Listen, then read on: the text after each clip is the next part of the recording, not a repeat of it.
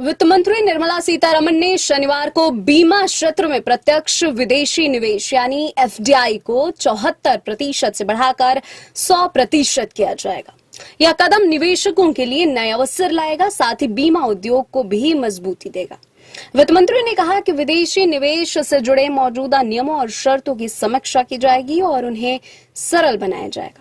इसका उद्देश्य निवेशकों के लिए प्रक्रिया और सुगम बनाना है, ताकि वे भारत के बीमा बाजार में आसानी से प्रवेश कर सकें।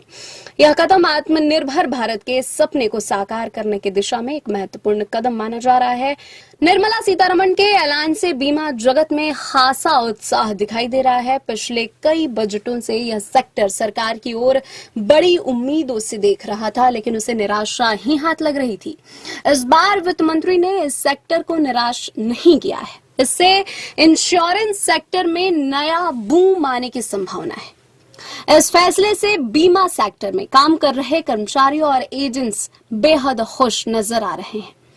एक प्राइवेट बीमा कंपनी में मैनेजर शंकर सिंह राजपूत ने कहा कि बजट में किए गए इस ऐलान से भारत में बीमा सेक्टर को नया जीवन मिला है।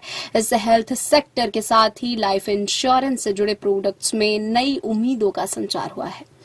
उन्होंने कहा कि इससे न सिर्फ बाजार में पैसा आएगा, बल्कि लोग भी बीमा के प्रति जागरूक होंगे। उन्होंने कहा कि इससे बाजार में प्रतिस्पर्धा बढ़ेगी और कर्मचारियों और ग्राहकों दोनों का फायदा होगा।